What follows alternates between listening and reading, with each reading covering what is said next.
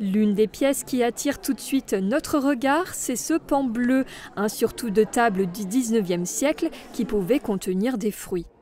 Ça implique qu'il fallait une très grande table. Donc c'est aussi un témoin de ce qu'étaient les arts de la table à la fin du 19e siècle, puisque c'était plus que des pièces, c'était aussi un mode de vie, une façon de recevoir et de montrer sa richesse.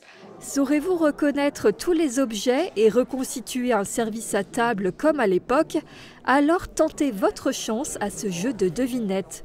Au 19e siècle, début du 20e, chaque couvert, verre ou assiette ont une place dédiée, comme ici sur le service de table à la française ou à l'anglaise.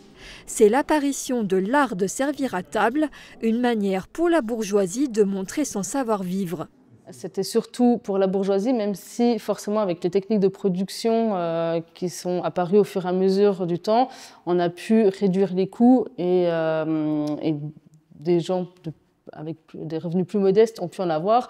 Mais en général, lorsqu'ils en avaient, par exemple, même ne serait-ce que les faïenciers, c'était souvent un cadeau de mariage. Et ça s'est fait encore très longtemps, où tout le monde se cotisait pour le payer et on avait un service. L'exposition au service de la table se compose d'environ une centaine de pièces, des assiettes, des plats qui prennent parfois des formes originales.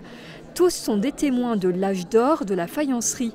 Une exposition ludique, car les petits comme les grands pourront s'essayer au dressage d'une table. Pour leur permettre d'expérimenter la mise en place des assiettes, des couverts, de vivre vraiment les arts de la table en lien avec ce qui est présenté dans l'exposition.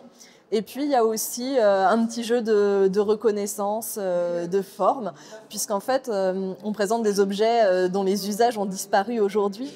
Donc c'est toujours amusant de se retrouver confronté à ces objets dont on ne connaît plus les destinations. L'exposition est visible au musée de la Faïence jusqu'à la fin de l'année 2025. Des visites de l'exposition seront proposées chaque vendredi à 16 h.